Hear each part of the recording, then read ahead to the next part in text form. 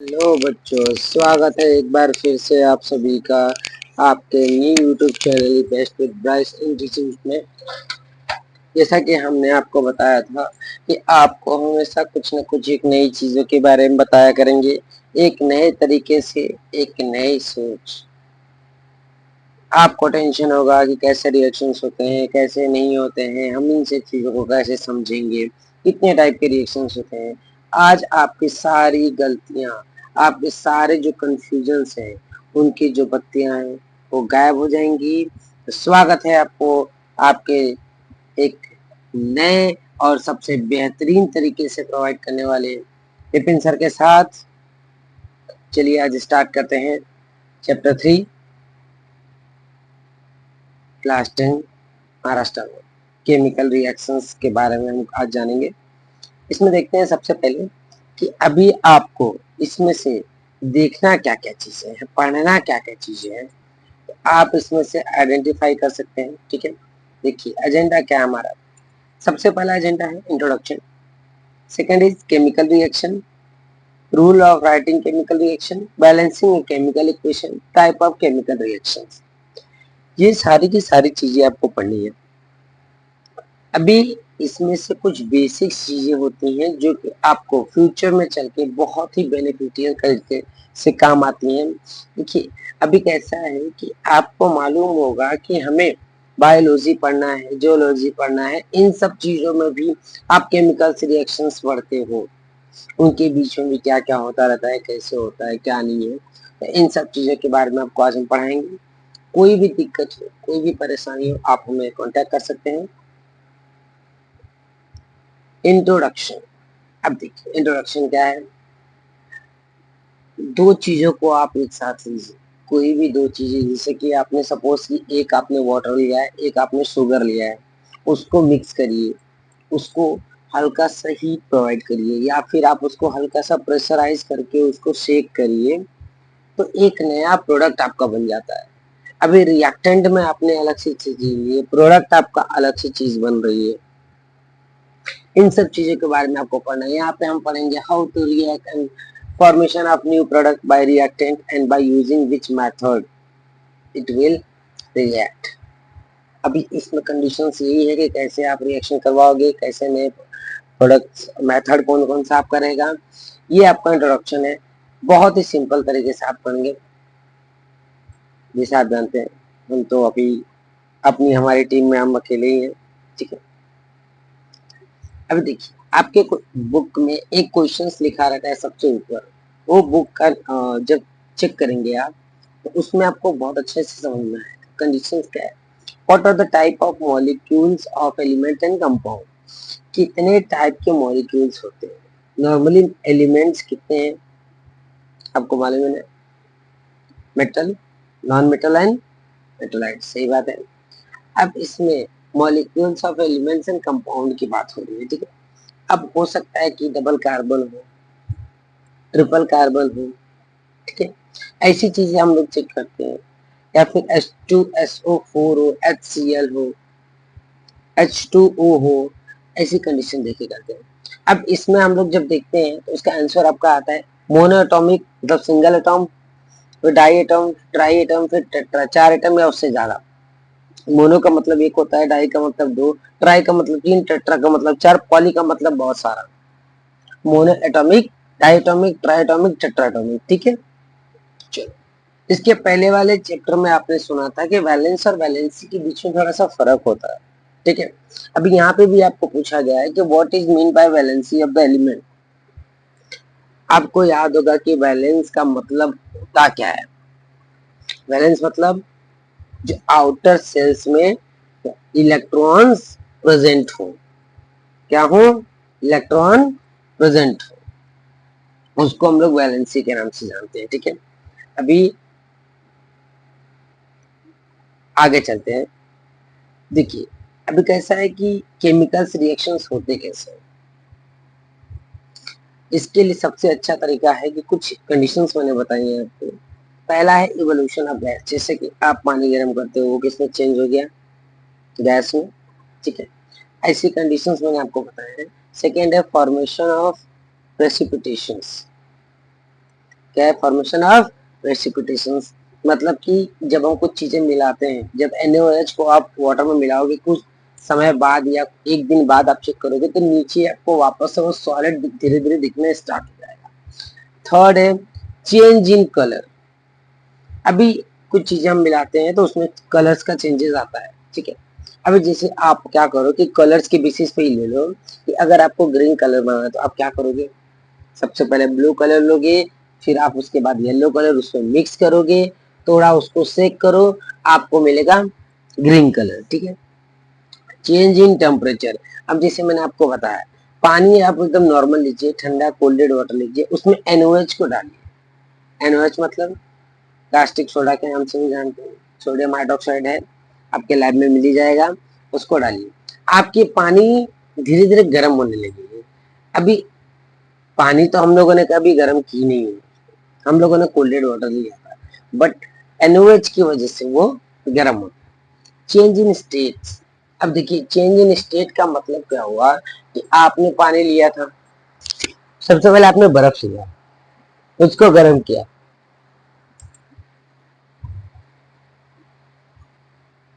आपको पता चला कि वो लिक्विड में कन्वर्ट हो गया, फिर आपने उसको वापस से गर्म किया, फिर वो किस में कन्वर्ट होगा, गैस, ठीक है। उसके बाद प्रेजेंटेशन आपको देखना भी पड़ता है कि उसके बीच में क्या क्या चेंजेस आ रहे हैं, क्या क्या नहीं आ रहे हैं, इन सब चीजों को बहुत ध्यान से देखना पड़ता है।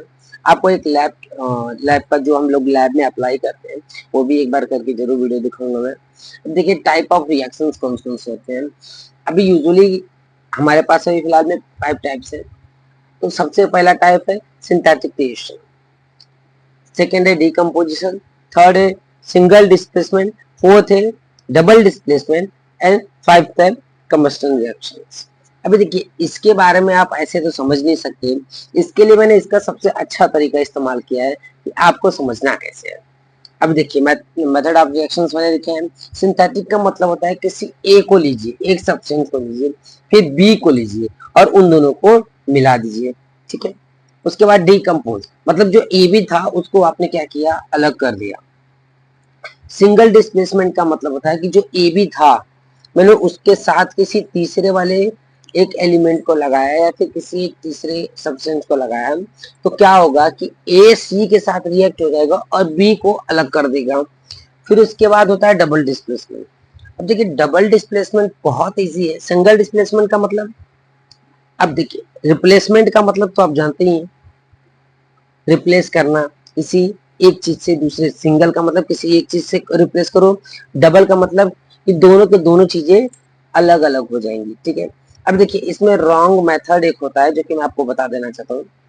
कभी भी आप रिएक्शन करते हो तो आप अपनी जगह को देखिए, लैब कोट्स पहनिए, चश्मे लगा के रखिए, सेफ्टी गॉगल्स होते हैं, हैंड ग्लव्स, हेयर कैप्स, ये सब चीजें, शूज वगैरह पहन के रखिएगा, प्रॉपरली प्रैक्टिकल करिएगा। अब प्रैक्टिकल करते वक्त थोड़ा भी मजाक मत करिएगा लैब में, इस बात का बहुत अच्छे से आपको ध्यान देना पड़ेगा, ठीक है। बाकी चीजें अभी हमको दिखाते हैं। देखिए अभी आपके बुक में दिया हुआ है केमिकल एंड फिजिकल चेंजेस क्या होते हैं, ठीक है।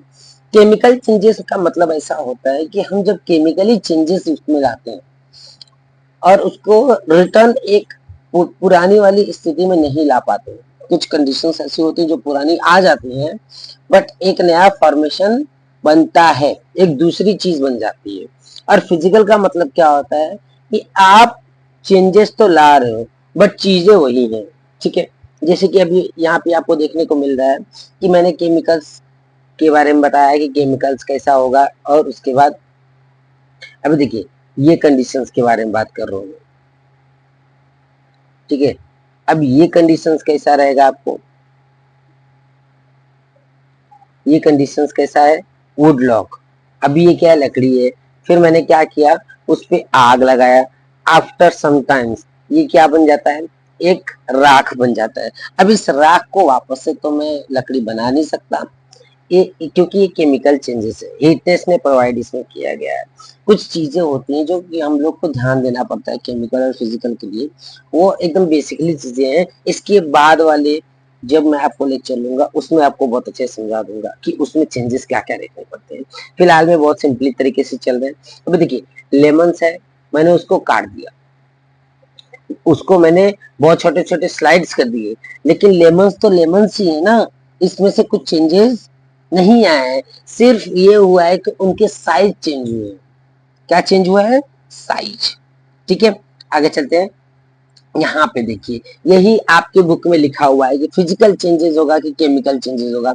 कुछ मैं बताता हूँ, कुछ आपको खुद से करना पड़ेगा। जैसे कि आप देख रहे हो transformation of ice into water, क्या है? फिजिकल चेंजेस है। कुकिंग ऑफ फूड क्या है आपका?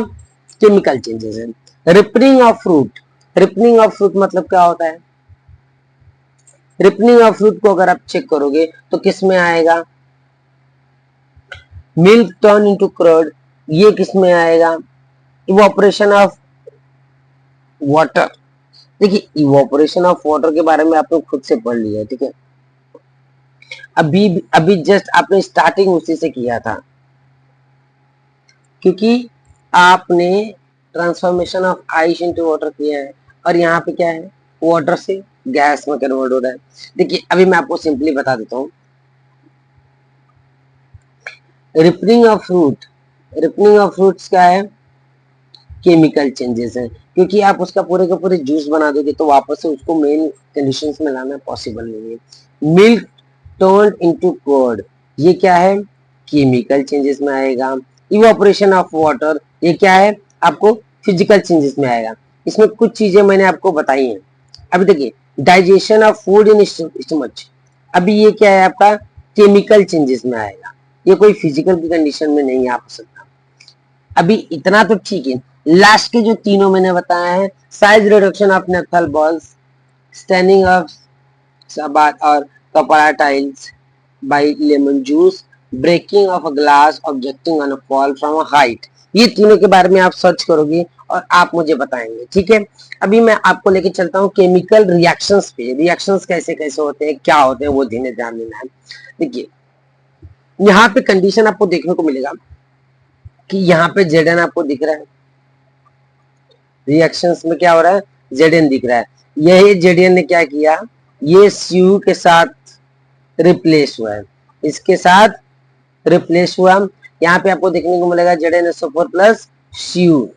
यहाँ पे सिंगल हम लोगों ने क्या किया है? डिस्प्लेस किया है या फिर रिप्लेस कर दिया है। अब इस कंडीशन के हिसाब से आपको ये चेक करना पड़ेगा। अभी लिखना भी आना चाहिए और काउंटिंग भी करना आना चाहिए। देखो काउंटिंग कैसे करते हैं, यहाँ पे जेडन की बात करें तो जेडन देखो 1 है, यहाँ पे भी जेडन कितना है? 1 है। SO4, SO4 देखिए यहाँ पे एक एस है, एक एस यहाँ पे मिला। O4 है, O4 यहाँ पे मिला, ठीक है। उसके बाद CU आपका एक है, एक CU यहाँ पे भी मिला। मतलब कि ये बैलेंस रिएक्शंस है। ये बैलेंस रिएक्शंस के बारे में मैं आपको बाद में बताऊंगा। सबसे पहले बेसिक चीजों को समझ लेते हैं। देखिए अब रिएक्टेंट क्या होते हैं और प्रोडक्ट क्या होता है। रिएक्टेंट का मतलब होता है कि मैं इसकी बात कर रहा हूँ जो अभी रिएक्ट करके बनानी है। ये क्या है आपका? रिएक्टेंट।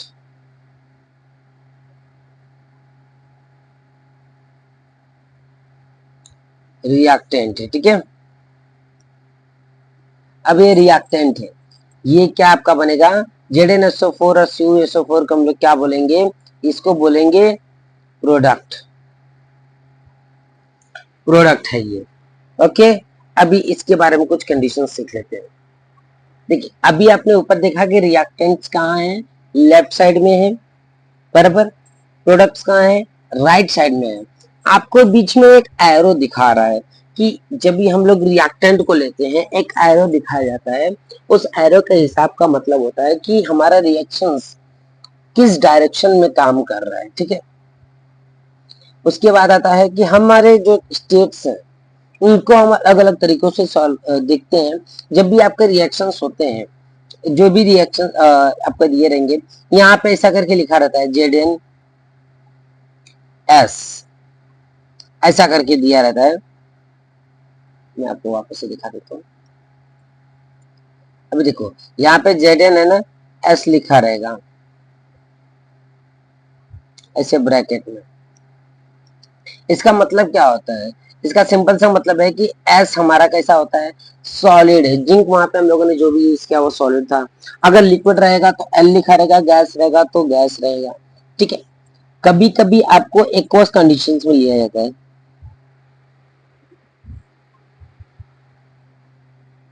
एक्वस कंडीशंस में जब लेते हैं तब वहां पे ए क्यू लिखते हैं, ठीक है।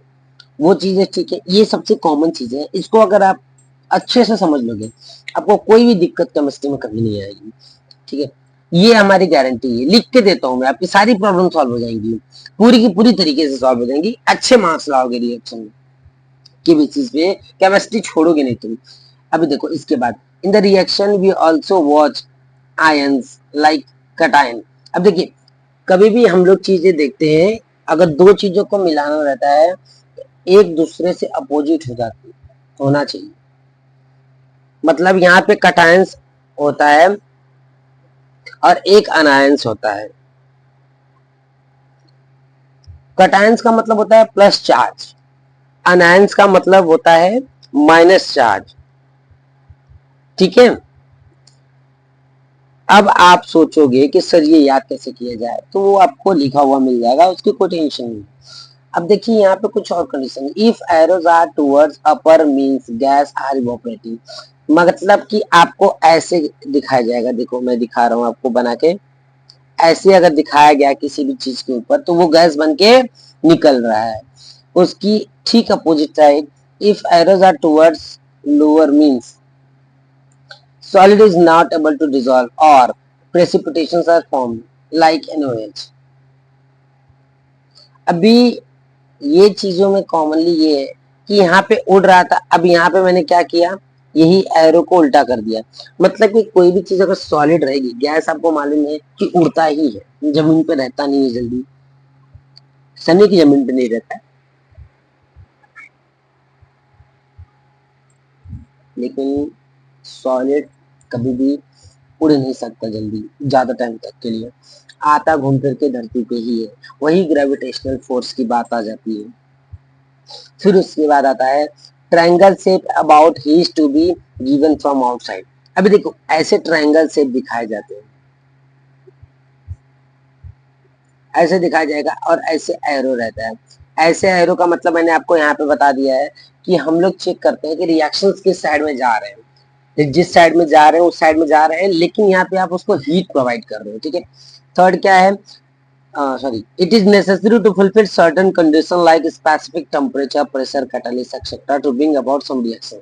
देखिए जब भी आप कुछ करते हो, खाना ही बना रहे हो आप, एकदम सिंपल सा कंडीशन, खाना बना रहे हो आप, हीट प्रोवाइड करते हो, ठीक है।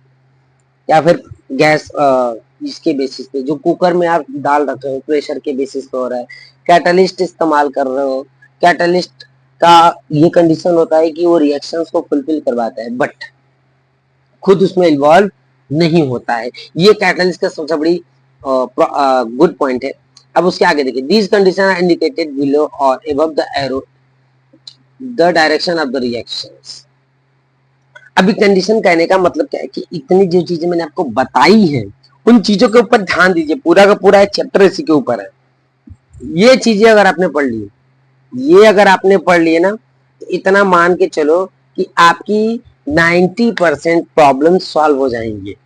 10% प्रॉब्लम है जो कि मैंने स्टार्टिंग के कंडीशन में बताया था, फिजिकल चेंजेस, केमिकल चेंजेस, उन सब चीजों के बारे में आपको पढ़ना पड़ेगा, ठीक है।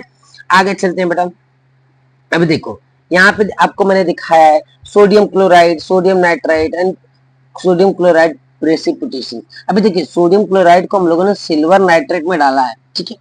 अब वहां पे सिल्वर नाइट्रेट में अगर आप डाल रहे हो तो क्लोरीन क्या करेगा, सिल्वर के साथ रिएक्शन करके सिल्वर क्लोराइड बना लेगा, लेकिन जिस चीज में आप डाल रहे हो वो सॉलिड में कन्वर्जन होगा और वो नीचे बैठना स्टार्ट कर देगा, ठीक है।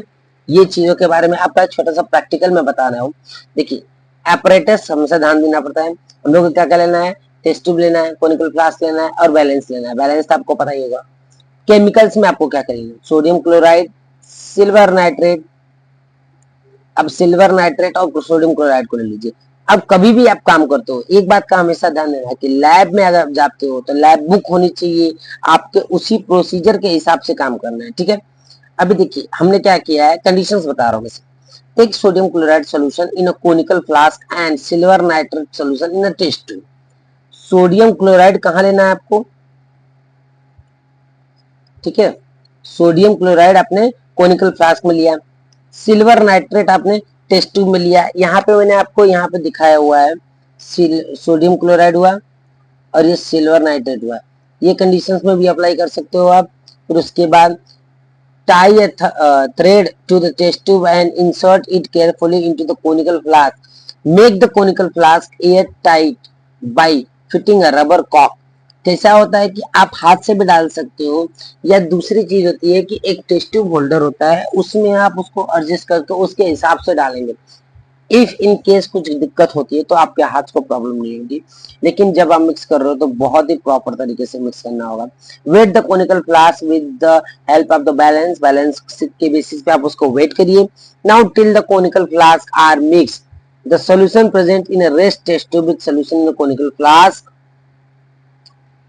अभी देखिए आपने वेट कर लिया है, ठीक है, आप क्या कर रहे हो कि टेस्ट ट्यूब में कितना सोल्यूशन बचा है और आपने कितने डाले उसके हिसाब से आप वेट करें। आप 5 नंबर पे देखिए, weigh the conical flask again which changes do you found. जब आप मिक्स नहीं किए थे तब चेक किया, और जब मिक्स करने के बाद वापस से चेक करोगे, यहाँ पे आपको चेंजेस नजर आएंगे। क्या चेंजेस नजर आएगा, क्योंकि प्रेसिपिटेशन फॉर्म हो रहे तो उसके वेट आपको बढ़ते हुए दिखेगा, ठीक है। अभी यहाँ पे क्या है, silver nitrate and sodium chloride, silver chloride plus sodium nitrate, the above word equation is present with the following chemical equation। अभी देखो इक्वेशंस के हिसाब से तो आप चलते ही हो, लेकिन ये चीज का ध्यान देना पड़ता है कि हमें जो जो रिएक्शंस करने हैं उसमें से आपको एकदम प्रॉपरली कंडीशन प्रोसीजर फॉलो करो। एक गुड लक गाइडलाइंस लो, टीचर से पूछ लो, अगर नहीं समझ में आता है तो कोई भी मिस्टेक मत करना, ओके। अभी यहाँ पे आपको मैंने दिखाया है कि टेस्ट ट्यूब मतलब क्या होता है, कोनिकल फ्लास्क क्या है, एक बीकर क्या होता है, और ये ड्रॉपर है, ये क्या है, ड्रॉपर। ऊपर जो चीजें हैं उसको मैं लिख देता हूँ, अच्छे से लिख देता हूँ आप लोग के लिए।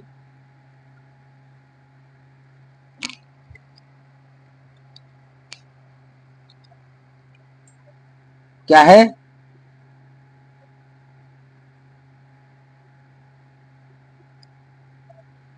इसको बड़ा करना पड़ेगा मुझे,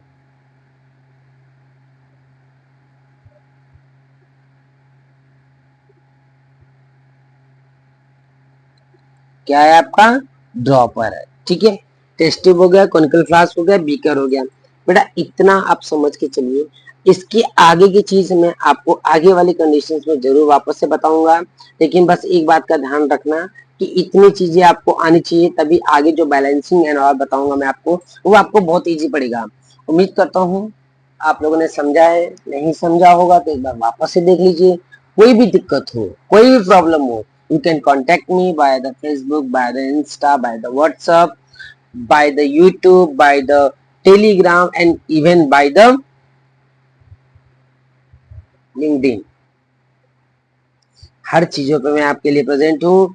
तो चलिए अभी आज के लिए हम इतने पे स्टॉप करते हैं अपने इस लेक्चर को। अगले 2-3 दिन के अंदर मैं आपको एक दूसरी लेक्चर्स ये कंप्लीट कर दूंगा, और आपको एक छोटा सा वीडियो भी दिखाऊंगा कि कैसे हमको केमिकल रिएक्शंस करने पड़ते हैं। चलिए ठीक है, मिलते हैं, धन्यवाद आप सभी का।